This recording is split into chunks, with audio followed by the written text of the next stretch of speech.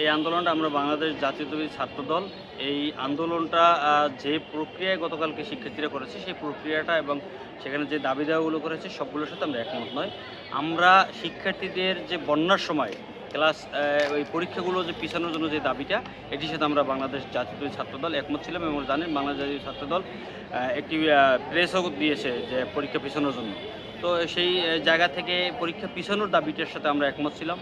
কিন্তু শিক্ষার্থীরা যে গতকালকে যেভাবে আন্দোলন করেছে, যেভাবে বাসে হামলা করেছে, সেটি আসলে শিক্ষার্থীরা করছে বলে আমি বিশ্বাস করি না।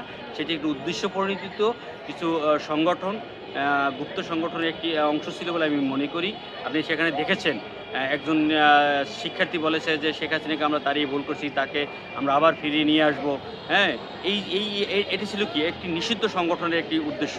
আচ্ছা, এরপর একজন শিক্ষার্থীকে দেখেছেন আপনি বাসে হামলা করেছে।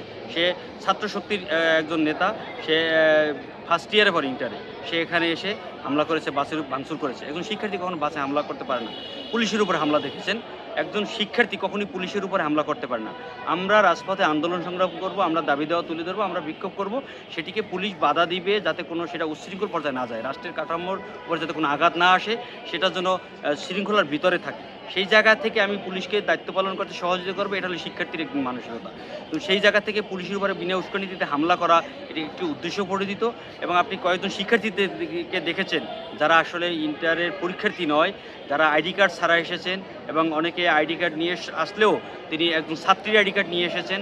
এই যে বিষয়গুলো, এটি একটি পরিকল্পিত ছিল। আমি মনে করি একটি নিষিদ্ধ এবং গুপ্ত সংগঠনের যৌথভাবে দেশকে অস্থিতিশীল করার জন্য একটি পায়তারা ছিল। তো এটার সাথে কখনোই ছাত্রদল একমত হতে পারে না।